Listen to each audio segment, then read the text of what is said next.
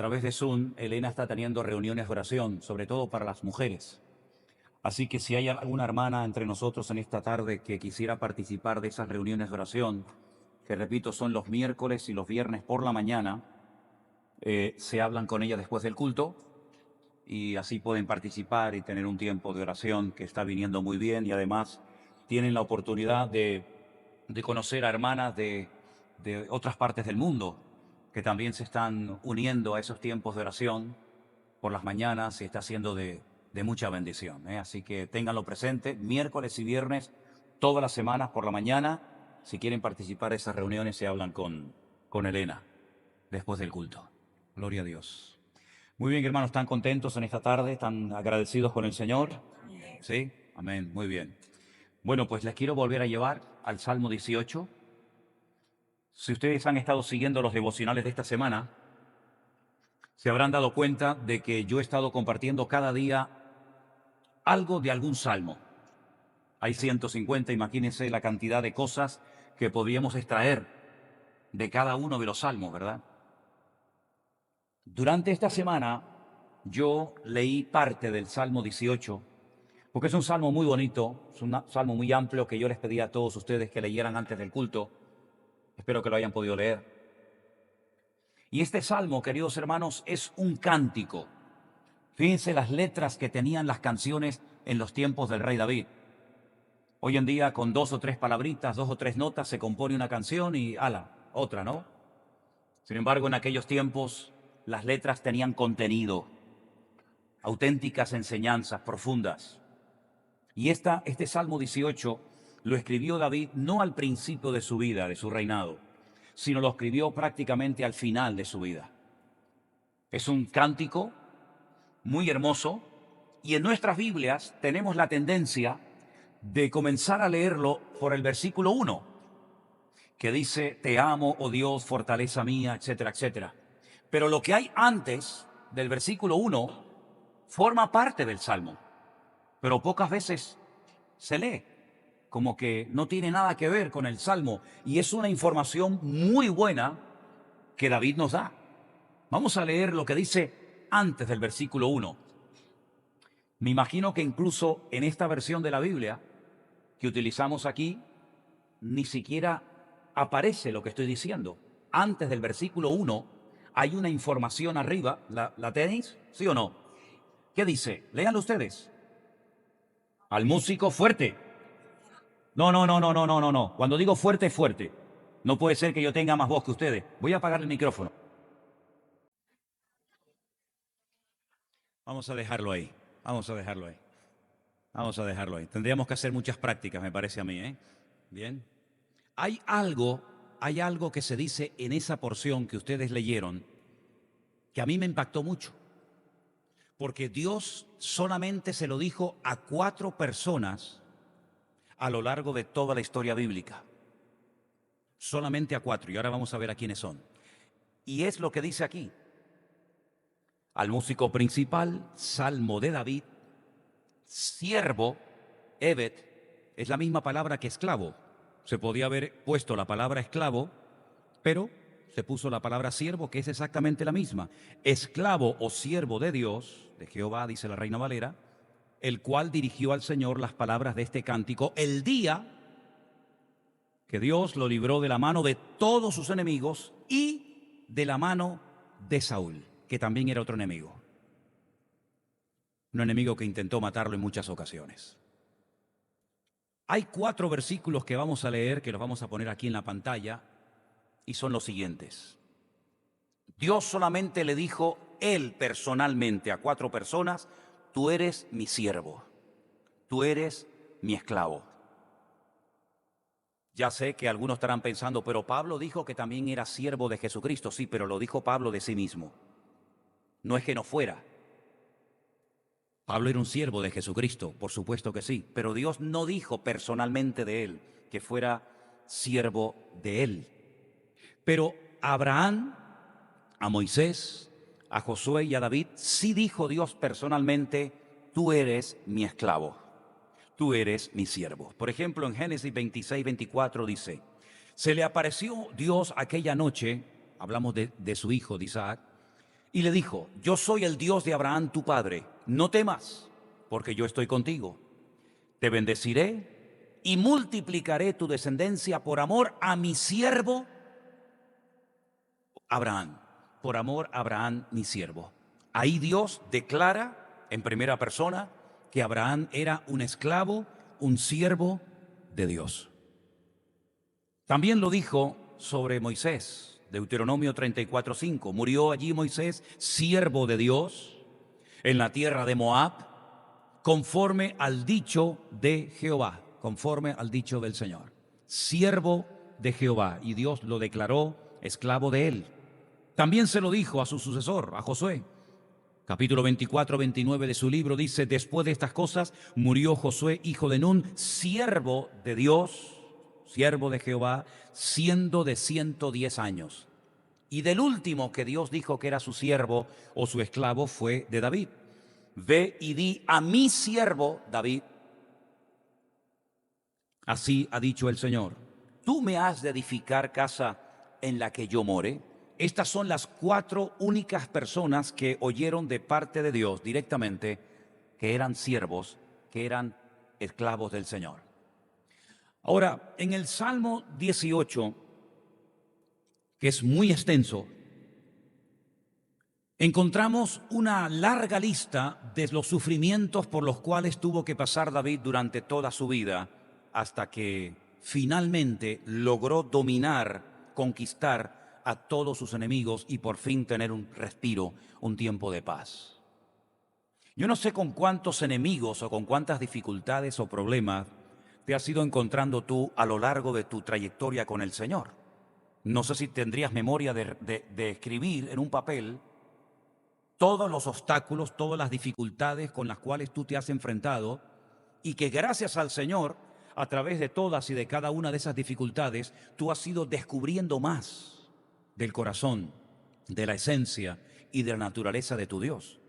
Porque a Dios no se le conoce simplemente en un culto. En un culto es muy poco tiempo el que pasamos, digamos, apartados o sin trabajo, sin estudiar, pero es a lo largo de toda tu vida que tú vas a ir experimentando distintas circunstancias, distintos problemas, distintas pruebas, y en cada una de ellas tú vas a ir descubriendo en quién tú has puesto tu confianza. David no termina sus días amargado, diciendo: perdí mi vida, eché por la borda mi juventud, sino al contrario. David en el Salmo, en el cántico del Salmo 18, hace un resumen de todas las dificultades por las cuales él ha tenido que pasar y todo lo que ha aprendido, y sobre todo él ha descubierto la fidelidad, el amparo y la confianza en su Dios. No fue una pérdida de tiempo, sino más bien todo lo contrario. Es un cántico donde David hace una diferencia entre la mentira y la verdad, cómo al final la verdad prevalece, cómo prevalece y cómo la luz conquista las tinieblas, cómo definitivamente la justicia de Dios pone a cada uno en su sitio, y él es bendecido, y él es prosperado, y él es levantado para la honra y para la gloria de su Dios. Él comenzó a servir al Señor desde muy joven. Déjenme darles un dato que a mí me ha llamado mucho la atención mientras lo estudiaba. Si juntáramos todo lo que la Biblia dice sobre David, tendríamos más o menos el mismo número de capítulos que libros tiene la Biblia. Es decir, del personaje del cual se habla más en la Biblia no es de Abraham, ni de Moisés, ni de Isaías, ni de Jeremías, sino de David. Y lo tenemos desde jovencito, en la casa de su padre, el hijo menor. Lo vemos perseguido por el rey Saúl, que al final se terminaría convirtiendo en su propio suegro. Lo vemos casado, lo vemos separado, lo vemos en todo tipo de dificultades. También vemos sus pecados, vemos cómo cayó, cómo se levantó. Vemos sus problemas familiares, que eran terribles. Con algunos de sus hijos fueron muy gordos, muy graves. Lo vemos huyendo de Jerusalén porque uno de sus hijos, Absalón, lo quiere matar y quiere ocupar el lugar de su padre. Lo vemos volviendo otra vez al trono. Lo vemos comenzando a reinar en Hebrón 7 años y finalmente en Jerusalén, reuniendo a todas las tribus de Israel y gobernando hasta el día de su muerte. Lo vemos ya muy anciano, con mucho frío, y dice la Biblia que no había forma de que David entrara en calor.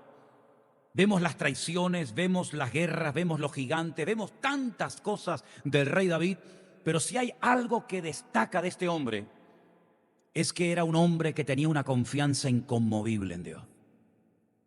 Ahora, yo me pregunto, ¿cómo es posible que esa característica, esa confianza, esa seguridad que él tenía en su Dios, cómo no la tuvieron también sus hermanos? Porque de todos los hermanos que tuvo, ninguno se le pareció a él, ninguno. No vemos a ninguno tan espiritual, tan consagrado, tan comprometido con el Señor como David, y era el más pequeño. No vemos a ninguno de sus hermanos con esa espiritualidad, con esa confianza en el Señor, sino que prácticamente se diluyen en la historia y el que destaca es única y exclusivamente el más pequeño. David, el famoso rey David, el dulce cantor de Israel. Ahora, en la Biblia, la música se utilizaba no solamente, de hecho no se utilizaba para entretener a la gente, aunque ustedes saben que algunos reyes, como por ejemplo Saúl, de vez en cuando pedía que tocaran, incluso le pidió a David que lo hiciera, para entretenerlo y para que pudiera tener un poco de calma, de sosiego en medio de sus tormentas. Pero la música principalmente se utilizó en la Biblia para alabar y adorar a Dios, no como un entretenimiento, ni como un pasatiempo. El único pueblo que alababa a Dios con instrumentos musicales fue el pueblo de Israel. Y gracias a esa trayectoria, gracias a ese ejemplo que dio el pueblo de Israel a lo largo de siglos, después nosotros los cristianos sabíamos y sabemos que podemos alabar a Dios con todo tipo de instrumentos musicales. Y por si quedara alguna duda, el último salmo habla acerca de todos los instrumentos de viento, de cuerda, de percusión que se pueden utilizar en un culto a la hora de alabar a Dios. Los pueblos paganos utilizaban la música para entrar en trance, para conectarse con sus divinidades, con sus dioses. Los pueblos paganos utilizaban la música como algo, un instrumento sensual.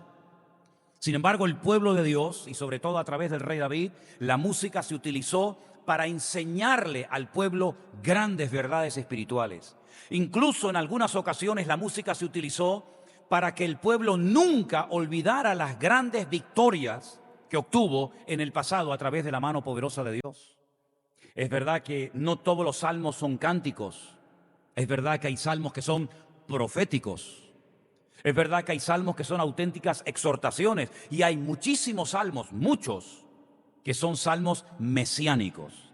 Es decir, salmos que nos hablaban de las victorias, de los sufrimientos, del martirio de nuestro Señor Jesucristo. Por ejemplo, el Salmo 22 describe perfectamente a la persona del Señor Jesucristo como si lo tuvieran delante, aunque se escribió centenares de años antes del nacimiento de Cristo. David utilizó en un momento puntual de su vida la música como fuente de liberación de demonios. La Biblia dice que Saúl estaba siendo atormentado por demonios y entonces él pidió que alguien viniera y tocara el arpa, y dice que cuando David tocaba, no dice que cantaba, solamente tocando aquella arpa, y hay varios modelos de arpa en la Biblia. Hay una que tiene 22 cuerdas, exactamente el mismo número de letras que tiene el Aleph Bet, el alfabeto hebreo. Por eso se hacía música bíblica, porque la primera letra era la Aleph, la Bet, la Gimel, la Dale, la Hei, la Bat, la Zain, y cada una de esas cuerdas era una letra, por así decirlo, de las 22 que conforman el alfabeto hebreo, y se hacía música bíblica por las notas, por las cuerdas que se tocaban.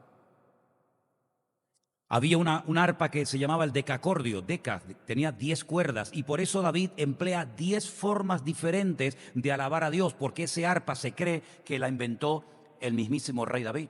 Era una arpa de 10 cuerdas, y son las 10 formas diferentes que David utiliza en los salmos para alabar a Dios. Él habla de levantar las manos, él habla de danzar, él habla de aplaudir, etcétera, etcétera. Son las 10 formas diferentes, haciendo referencia a las 10 cuerdas del arpa de David, como se puede una persona alabar a Dios, ¿verdad? Así que vemos que David fue una persona que fue utilizado en el campo de batalla, pero también en el terreno del arte, en el terreno de la música. Y era una persona que aprendió a llevar al pueblo a la mismísima presencia de Dios. Déjenme decirles que antes de que David se animara a llevar el arca de la alianza a la ciudad de Jerusalén, donde él vivía, El arca de la alianza estaba prácticamente olvidada. Estaba por ahí, escondida, debajo de una lona. Y David se dio cuenta de que la única manera de poder tener, permítame la palabra, éxito en su ministerio, en su reinado, era teniendo bien cerca la presencia de Dios de él. Y entonces él lo que hace en un primer intento, que le salió mal, como bien saben ustedes, intenta llevar la presencia de Dios, es decir, el arca, a la ciudad de Jerusalén, hasta que finalmente se dio cuenta de que la forma, no el deseo, sino la forma, la manera, no era la correcta. Y sabemos que hasta murió un hombre. Tiempo más tarde, cuando él se entera que la persona que cuida y protege el arca de la alianza está siendo tremendamente prosperado y bendecido, vuelve a traerla, pero esta vez como Dios manda.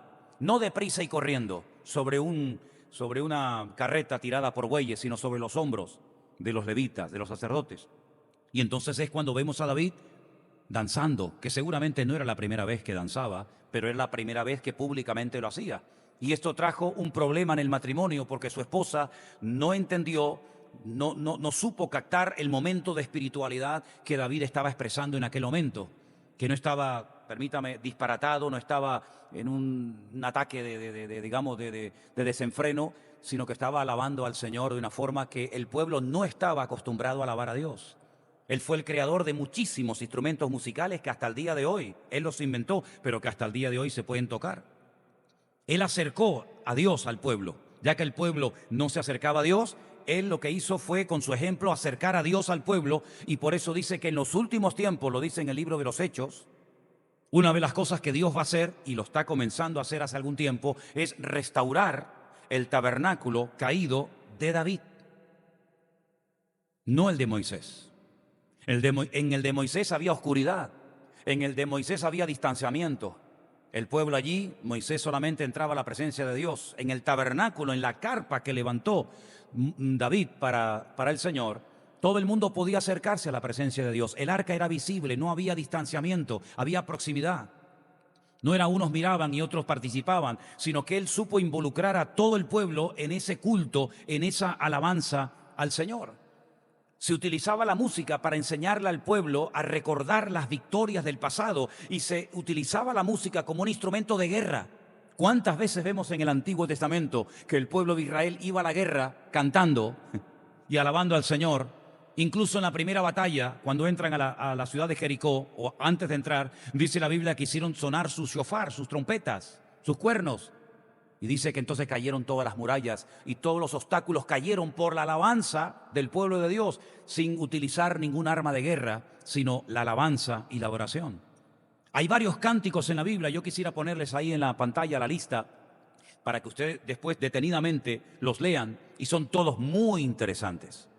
Cánticos realmente extraordinarios, llenos de unción, llenos de muchísima enseñanza. Y tenemos, por ejemplo, el primer cántico que aparece en la Biblia es el de los dos hermanos, Moisés y Miriam, aunque eran tres hermanos, Aarón, Moisés y Miriam. Pero sin embargo parece que Aarón no participó en ese cántico, pero Moisés y Miriam alabaron a Dios con un cántico enorme, muy bonito, que gracias al Señor lo tenemos en nuestra Biblia, traducido en nuestra propia lengua, para que podamos saber lo que decían cuando cantaban, la letra de la canción. Y es un cántico que se cantó como una expresión de alabanza y de gratitud al Señor, porque por fin, definitivamente, el faraón había sido derrotado. Y nunca más el faraón y sus soldados iban a molestar al pueblo de Dios, al pueblo de Israel. Y ahí está ese cántico, léanlo. Éxodo 15, del 1 al 18. Tenemos un cántico que lo compuso una mujer, Débora, y lo tenemos en el libro de los Jueces, en el capítulo 5, del 1 al 31. Tenemos el cántico de Ana. ¿Saben quién era Ana, verdad? La madre de Samuel, el que ungió después a Saúl y al rey David. Ella hizo un cántico el día que el Señor abrió su matriz y pudo ser madre. Primera de Samuel 2, del 1 al 10. Tenemos un cántico corto, pero muy bonito, que a lo mejor a los que están a punto de casarse, te vendría bien aprendértelo, y se lo dices a tu futura mujer. Y es el cántico de Salomón a su amada. Y podemos sacar muchas lecciones de ese cántico, porque es como si Cristo le estuviera hablando proféticamente a la iglesia. Léanlo, porque es muy interesante cómo llama a su iglesia paloma mía. Sal de tus escondrijos, porque ya ha llegado el tiempo en el que las flores han florecido y ya ha llegado el tiempo de la primavera. Y nos estamos acercando. ¿Por qué los árabes llamaron hace poco tiempo la primavera? ¿Se acuerdan? La famosa primavera árabe, que fue un auténtico fracaso en todos los países donde se experimentó. ¿Por qué la Biblia habla de una primavera en el mundo espiritual? Porque va a venir una primavera, porque estamos saliendo de un invierno frío, de un tiempo terrible de la historia de la humanidad, pero vendrá un tiempo de primavera para la iglesia del Señor, no les quepa a ustedes la menor duda. Y en ese cántico ustedes pueden ver cómo el Señor Jesucristo proféticamente se dirige a su amada a través de los labios de Salomón. Y tenemos el Magnificat, que nada más y nada menos que lo cantó María, otra Miriam de la Biblia, ¿verdad? En Lucas capítulo 1 del 46 al 55, cánticos a través de los cuales expresaban gratitud, expresaban alabanza al Señor. Tal vez no había mucho público, tal vez no había una congregación muy grande para que escucharan la letra que acababa de componer este hombre o esta mujer, pero ellos no cantaban para que la gente les escuchara, ellos cantaban para alabar y para glorificar al Señor, porque ellos utilizaban la música como una expresión de gratitud para cantarle a su Dios. En este salmo, curiosamente, el nombre propio de Dios, saben que en la Biblia hay muchos nombres que se utilizan para nombrar a la persona, a la figura de Dios. El primer nombre que aparece, que hace referencia a Dios, está en el versículo 1 del Génesis, Génesis 1:1. En el principio creó Dios. Pero claro, cuando uno lee la palabra Dios, en hebreo la palabra Dios tiene muchos nombres. ¿Cuál es el nombre que aparece para traducirlo al castellano por Dios en Génesis 1:1? Elohim. Es el primer nombre que aparece en la Biblia. Es el único nombre de Dios en terminación Yod Men Sofit, que significa que es masculino plural. Todo lo que termina en in es masculino plural. Todo lo que termina en od es masculino femenino. Y es un nombre que habla de la pluralidad de Dios, que a la misma vez Dios es uno. Es interesante, dentro de poco les voy a dar un estudio de cómo van a ver en la Biblia todas las veces que se dice uno, Ejad, uno. Dios es uno, su nombre será uno, la tierra tenía una sola lengua, por esto dejará el hombre a su padre y su madre, serán una sola carne, Ejad Basar, verá uno.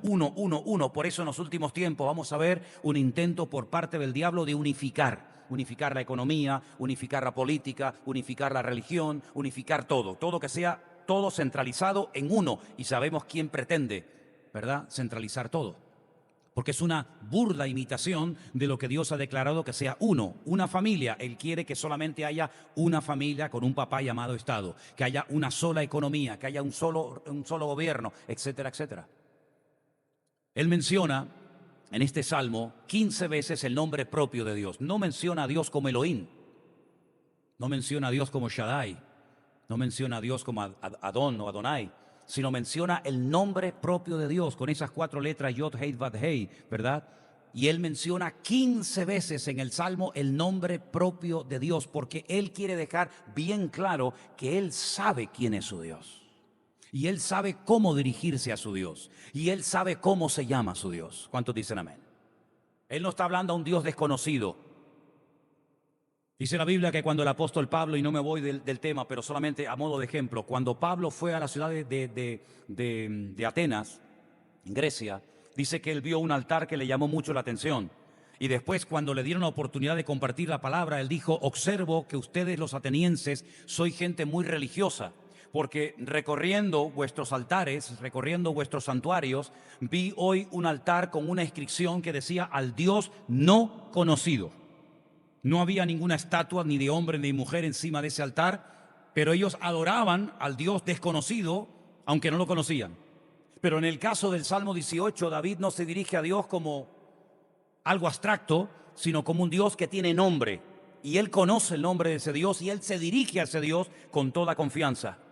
Y solamente lo llama una vez el León, que significa el Altísimo. No hay nadie más alto y nadie más sublime que nuestro Dios. Pero el nombre que más aparece en el Salmo 18 es el nombre de Dios, que en nuestras versiones de la Biblia Reina Valera aparece como Jehová.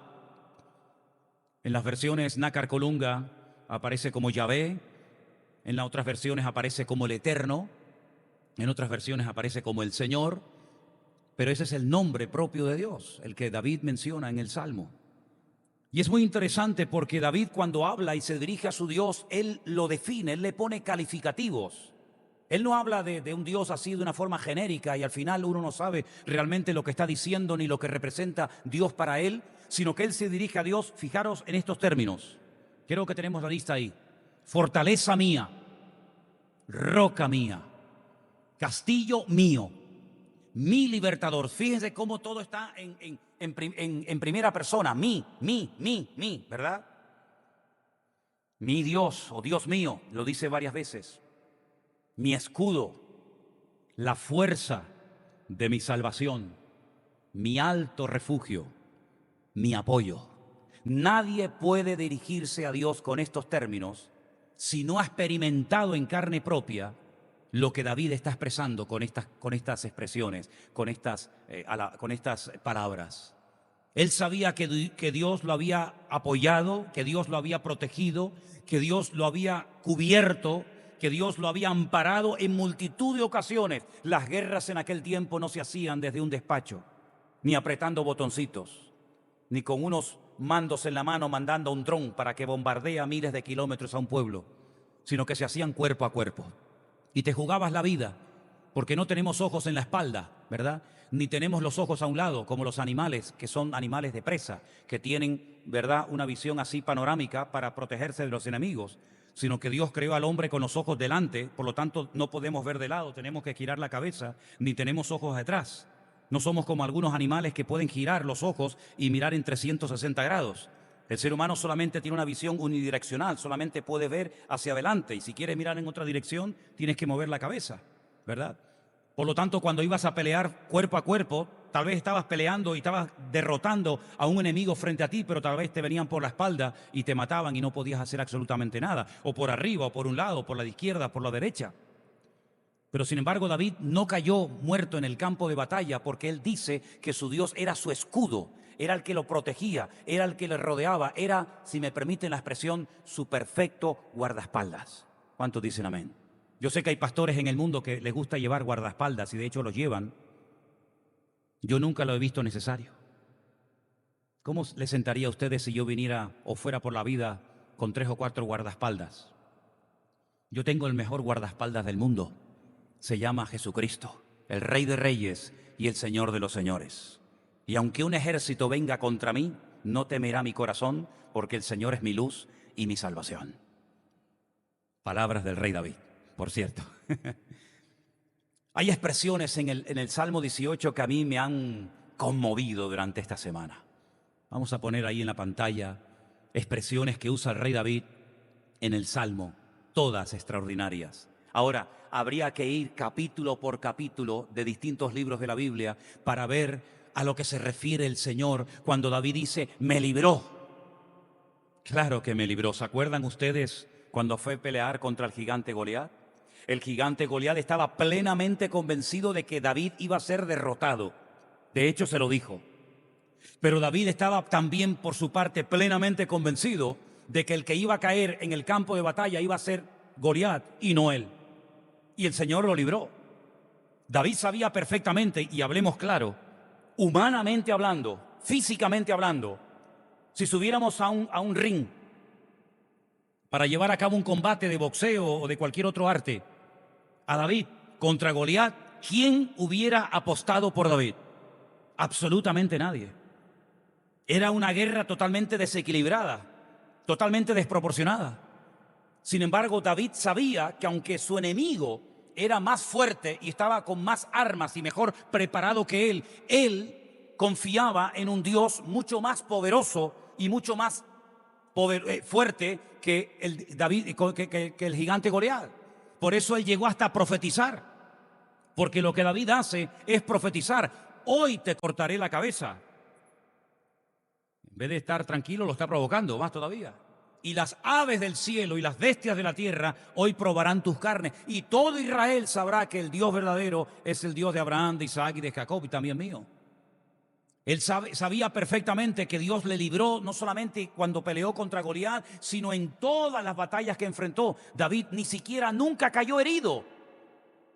Por lo menos en la Biblia no tenemos ningún registro de que David haya caído herido en el campo de batalla y estuvo meses rehabilitándose. Jamás, ni siquiera un rasguño.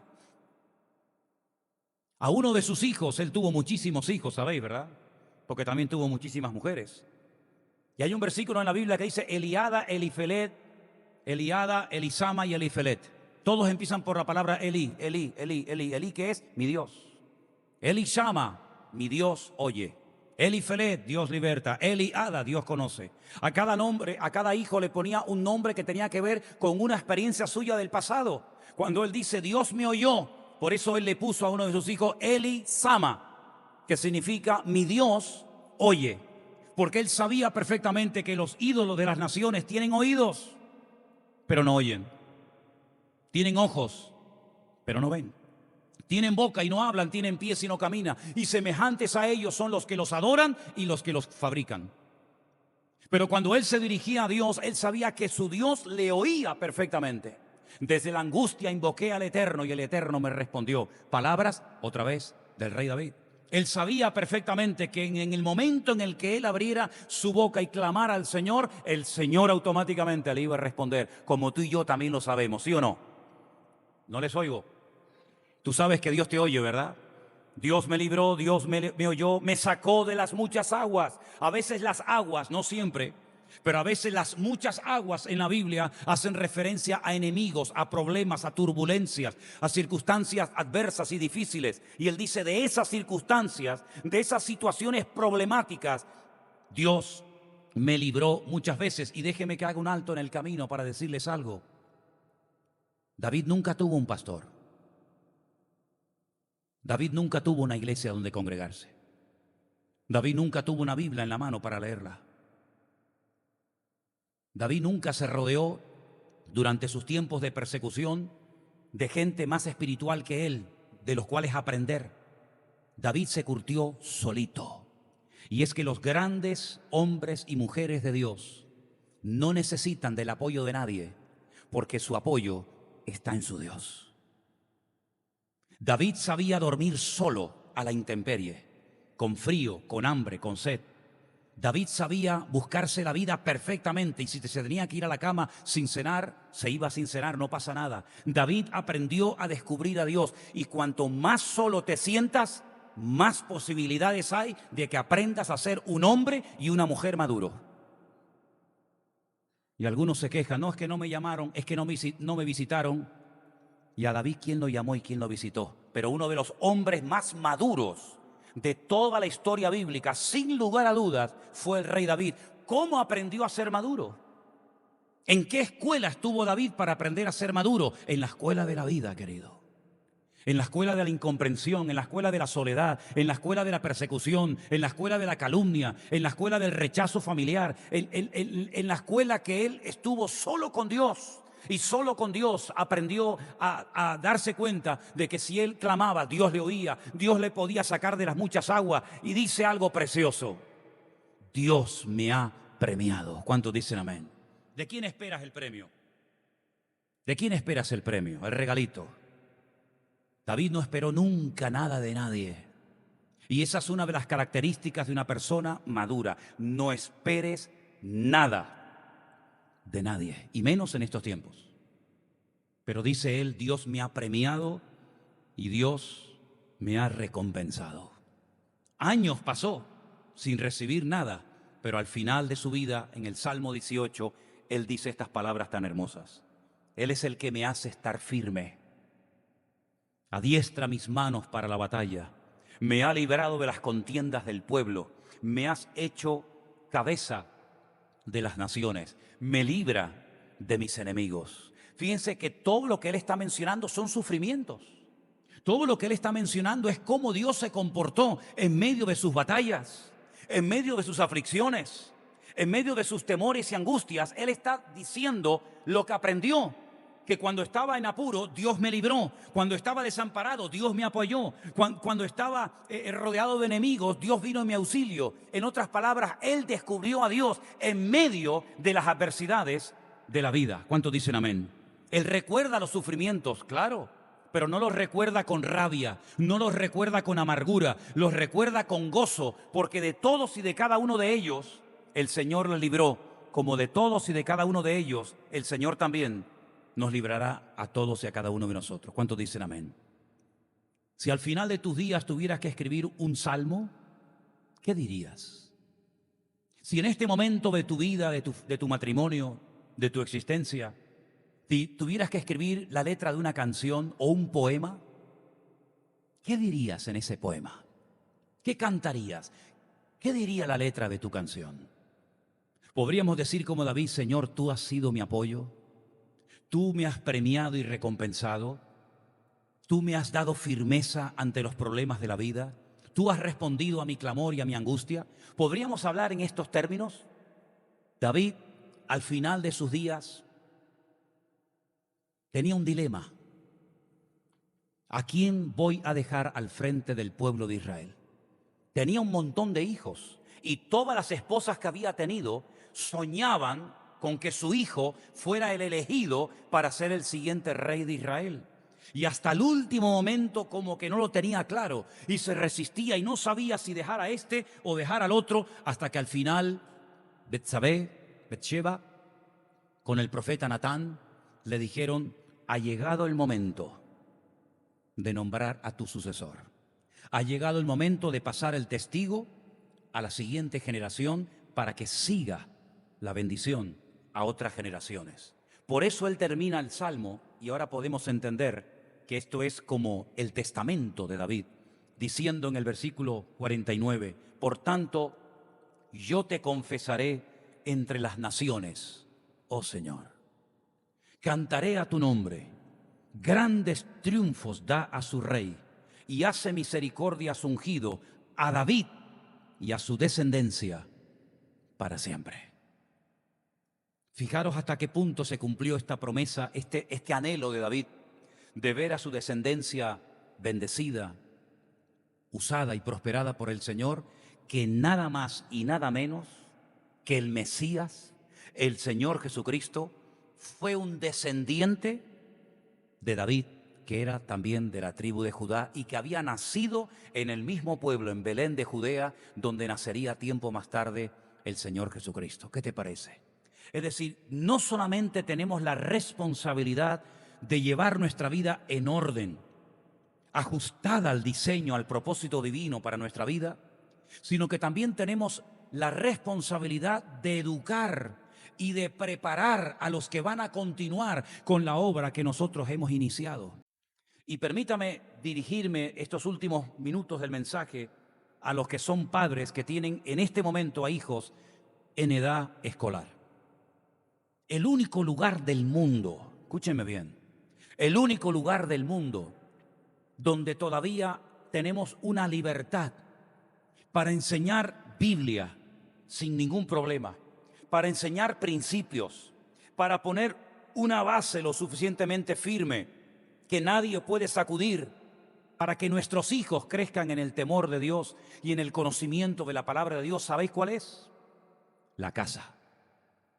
La casa.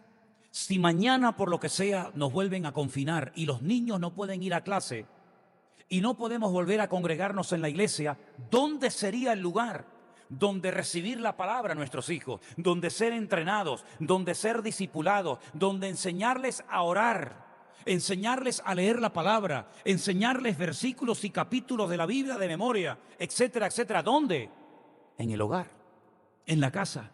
Por eso no solamente ahora sigue como siempre la responsabilidad sobre los padres y madres de cuidar del bienestar material de los hijos, dándole ropa, dándole comida, dándole estudios, sino que ahora hay una responsabilidad que siempre la ha habido, pero como que la hemos, ¿verdad? Ahora hay una responsabilidad más que nunca de utilizar el tiempo que nuestros hijos pasan en casa para enseñarles la palabra de Dios, que fuera del hogar no la van a poder aprender, y de hecho hasta la guerra les harán para que no escuchen más la palabra de Dios. Porque van a hacer todo lo posible en los últimos tiempos por desterrar, por arrancar toda idea bíblica y de Dios de la sociedad. Y por eso la responsabilidad de los padres hoy en día es tremenda. Porque si fallan en el hogar los padres, si no reciben la instrucción, como dice la palabra, que los niños tienen que recibir a temprana edad en sus hogares, hemos perdido una generación y nunca más volveremos a recuperarla.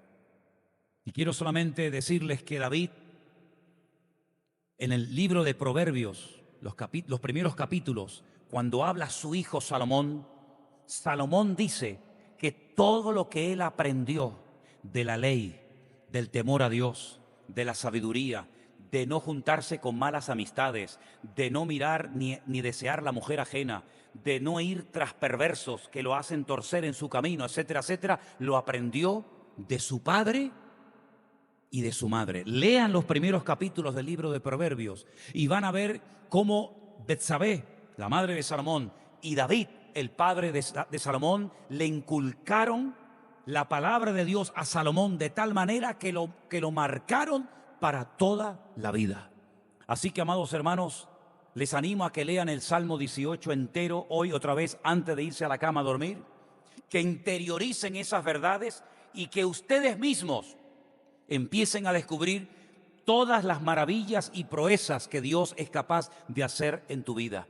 Que puedas decir, pero no de una forma teórica, sino porque lo has vivido, ¿sabes? Porque lo has experimentado. Dios es mi pronto auxilio en las tribulaciones. Por tanto, no temeré lo que me pueda hacer el hombre. Pero decirlo desde la teoría y desde la práctica. Dios me ha amparado, Dios me ha fortalecido, Dios me ha enseñado, Dios me ha premiado, Dios me ha cuidado. Que todo eso lo podamos aprender con nuestra vida y tenemos días por delante porque estamos siendo probados como iglesia, como familia, como sociedad, como país, como nunca antes. Que el Señor nos ayude, que todo lo que hemos aprendido en estos años sirva para ayudarnos a mantenernos firmes en este tiempo de la historia. Único, jamás en la historia se habían dado las cosas que se están dando en los últimos tiempos, en estos días, en estos últimos meses. Pero todo lo que hemos aprendido, todo lo que hemos memorizado, todo lo que hemos recibido, todo lo que se ha enseñado desde este púlpito, tiene que servir para que en esta hora estemos más firmes y más cerca del Señor que nunca. Y ha llegado el momento de demostrar nuestra madurez, con nuestras acciones, con nuestro ejemplo y con nuestra vida. ¿Cuántos dicen amén? Cierra tus ojos y vamos a orar al Señor para que en esta tarde las verdades que hemos leído de este Salmo y que volveremos a leerla, Dios mediante, esta noche, las podamos interiorizar en nuestras vidas y podamos hacer del Señor la fortaleza de nuestra vida. No necesitamos de nadie. Los cristianos maduros no necesitan puntos de apoyo, puntos de referencia. Sí, tenemos un punto de referencia y un punto de apoyo. ¿Saben cuál es? Dios. Eso es lo que yo te voy a enseñar aquí. Yo no soy punto de referencia ni punto de apoyo de nadie. Ni lo soy ni lo quiero ser. Nuestro punto de referencia, nuestro punto de apoyo es nuestro Dios. Si quieres estar firme, si quieres crecer, si quieres madurar y si quieres verdaderamente vivir una vida cristiana comprometida, míralo a Él, apóyate a Él, agárrate a Él, porque Él nunca te va a abandonar, Él nunca te va a fallar, y teniéndolo a Él, lo tenemos absolutamente todo. Aleluya.